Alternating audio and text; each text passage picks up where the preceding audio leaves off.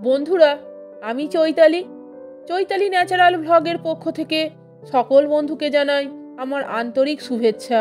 বন্ধুরা, আজ আমি ঠাকুর শ্রী রামকৃষ্ণ এবং শ্রী শ্রী মায়ের কথা বলবো। আজকের আলোচ্য বিষয় হলো ঠাকুর বলতেন দেবস্বপ্ন সত্য। হ্যাঁ বন্ধুরা, কেন তিনি কথা বলেছিলেন এবং এই কথা কতটা সত্য, কি প্রসঙ্গে ঠাকুর এই কথা বলতেন? বন্ধুরা, ভিডিওটা আপনারা সম্পূর্ণ দেখুন এবং শুনুন। আশা করি পুরো ব্যাপারটা আপনারা জানতে পারবেন। তাহলে শুনুন। ঠাকুর বলতেন দেবস্বপ্ন সত্য। দেবস্বপ্ন দর্শন করে তদনুযায়ী আচরিত ক্রিয়াকর্ম ও জপ করতে সক্ষম হলে ভক্ত সন্তানের আধ্যাত্মিক সমুন্নতি লাভ সম্ভব। একে বলে স্বপ্ন সিদ্ধি। শ্রীমায়ের স্বপ্ন সিদ্ধ গৃহী ভক্তের অন্যতম হলেন সুরেন্দ্র সেন।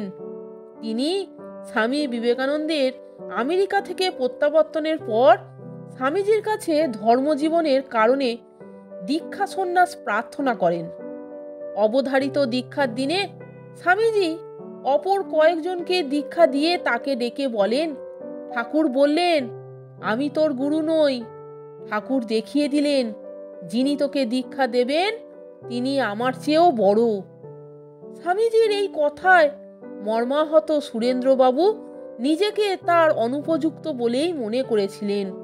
কিন্তু সুরেন্দ্রবাবু একদিন রাত্রে স্বপ্ন দেখেন তিনি ঠাকুরের কোলে বসে আছেন এবং এক উজ্জ্বল দেবী মূর্তি তাকে বলছেন, একটি মন্ত্র নাও। ব্রহ্মচারী অক্ষয় চৈতন্য এ বিষয়ে সুরেন্দ্রবাবুর বক্তব্য উল্লেখ করে বলছেন, আমি ঠাকুরের কোলে বসিয়া আছি, মন্ত্রতন্ত্রের কোনোদিনই ধার ধারি না। তথাপি তিনি মন্ত্র নিতে জেদ করায় জিজ্ঞাসা করিলাম, তুমি কে? আমি সরস্বতী বলিয়াই মন্ত্র উচ্চারণ করিলেন। জিজ্ঞাসা করিলাম, এতে কি হবে? উত্তর দিলেন, কবি হতে পারবি। অবজ্ঞা ভরে বলিলাম, আমি কবি হতে চাই না। দেবী মূর্তি কহিলেন, কবি মানে জানিস? কবি মানে জ্ঞানী। এই কথা বলিয়া জপ করিবার প্রণালী পর্যন্ত দেখাইয়া দিয়া অন্তত 108 বার জপ করিতে আদেশ করিলেন। এইভাবে প্রায় 9 বছর কেটে যাওয়ার পর শ্রীযুক্ত শরৎচন্দ্র চক্রবর্তীর প্রেরণায় মাকে দর্শন করিতে তিনি জয়রামবাটি যান। সেখানে 4-5 দিন থাকেন। দ্বিতীয় দিন মা তাকে ডেকে দীক্ষা নিতে বলেন এবং তৃতীয় দিন লক্ষ্মী পূর্ণিমার দিন মা তাকে দীক্ষা দেন। দীক্ষার সময় মা তার ডান হাত সুরেন্দ্রবাবুর মস্তকে এবং বাঁ হাত তার চিবুকে রেখে দীক্ষা দিয়েছিলেন।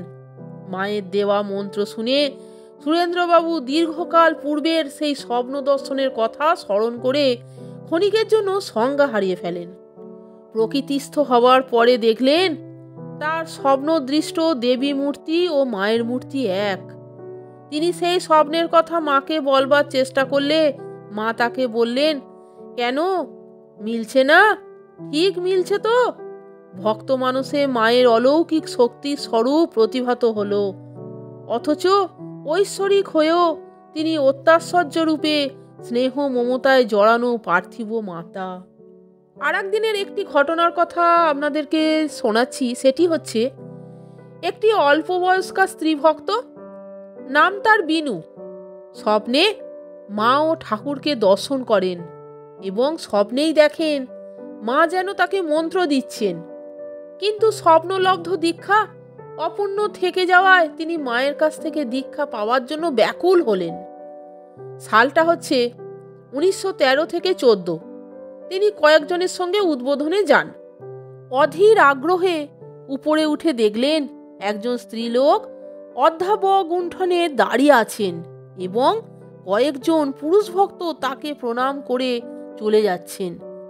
তিনি শ্রী শ্রী মা অনুমান করে স্ত্রী ভক্তটি ছুটে গিয়ে তার পা ধরে বসে পড়লেন এবং মাকে তার স্বপ্ন বৃত্তান্ত জানিয়ে দীক্ষা গ্রহণের আকাঙ্ক্ষা ব্যক্ত করলেন। শুনে প্রসন্ন মুখে মা বললেন, বেশ তো, আজই আমি তোমায় দীক্ষা দেব। ভক্তটি হাত পা ধুয়ে এসে দীক্ষা গ্রহণ করবার পর মা বললেন, দক্ষিণা দাও। কিন্তু ভক্তটি সঙ্গে কিছুই ছিল না। তাই মা তার দুহাত ভরে ফুল, কমলালেবু, কুল প্রভৃতি দিয়ে বললেন, বলো, আমার পূর্ব জন্মে, ইহ জন্মে জানত অজানত যা কিছু পাপ পুণ্য করেছি সব তোমাকে সমর্পণ করলুম। গৃহী ভক্ত হিসাবে মায়ের কাছ থেকে এই ব্যবহার পেয়ে তিনি অভিভূত হলেন। খুঁজে পেলেন মায়ের সঙ্গে তার নিত্যকালের দিব্য সম্পর্ক। শ্রী শ্রী মায়ের আর একজন অন্যতম গৃহী ভক্ত লাবণ্য কুমার চক্রবর্তী ঠিক স্বপ্নলব্ধ না হলেও 1913 খ্রিস্টাব্দের শ্রীপঞ্চমীর দিন ভোরবেলায় তন্দ্রাচ্ছন্ন অবস্থায় শুনতে পান যে ঠাকুর তাকে নাম ধরে ডাকছেন এবং তাকে অগ্নি অক্ষরে লেখা একটি নাম দেখিয়ে বলছেন, এই নাম জপ করে চল, সময়ে বীজ পাবি। এর প্রায় 1.5 বছর পর 1914 সালের বিজয়া দশমীর পরের দিন সকালে লাবণ্য কুমার কলকাতায় মায়ের কাছে দীক্ষা গ্রহণ করেন এবং দীক্ষা দানকালে কিছু জিজ্ঞাসা না করেই মা যে মন্ত্র দেন তা ওই স্বপ্নলব্ধ নামটি, শুধু বীজ সংযুক্ত করা। লাবণ্য কুমার চক্রবর্তী মায়ের প্রকাশ রূপের মধ্যে যত গুপ্ত তত ব্যক্ত এর সমুজ্জ্বল দৃষ্টান্ত লক্ষ্য করেছেন। অপূর্ব লজ্জাবতী গৃহস্থ ঘরের কুলবধূর মতো মহামায়া আপনাকে আবৃত রাখতেন। তাহলে বন্ধুরা, ভিডিওটা আপনারা সম্পূর্ণ দেখলেন তো এবং শুনলেন তো যে ঠাকুর শ্রী রামকৃষ্ণ কেন বলতেন যে দেব স্বপ্ন সত্য। বন্ধুরা, বিষয়টা আমি আপনাদের কাছে শোনালাম। ভিডিওটা যদি আপনাদের ভালো লাগে তাহলে একটা লাইক, কমেন্টস এবং আমার চ্যানেলটিকে সাবস্ক্রাইব করে আমার পাশে থাকবার অনুরোধ করলাম। এই রকম আরও অনেক ভিডিও পেতে বন্ধুরা প্লিজ আমার চ্যানেলের ভিডিওগুলো আপনারা একটু দেখুন। ঠাকুর শ্রী রামকৃষ্ণ, শ্রী শ্রী মা, আমি অনেক ভিডিও উপস্থাপন করেছি বন্ধুরা, এখনও করছি। এছাড়া আমার চ্যানেলে আপনারা পূজা পার্বণ সংক্রান্ত সমস্ত কিছু তথ্য পেয়ে যাবেন। আপনারা সকলে ভালো থাকবেন, সুস্থ থাকবেন। আমি আবার আসছি পরের দিন অন্য কোনো ভিডিও নিয়ে। ভিডিওটা সম্পূর্ণ দেখার জন্য আপনাদের আমি অসংখ্য ধন্যবাদ জানাচ্ছি। আর বন্ধুরা, চ্যানেলটিকে সাবস্ক্রাইব করে পাশে থাকা বেল আইকনটা আপনারা বাজিয়ে দেবেন এবং অল নোটিফিকেশানটা অন করে দেবেন। তাহলে যখনই ভিডিও আমি ছাড়বো সমস্ত কিছু নোটিফিকেশান আপনারা পেয়ে যাবেন।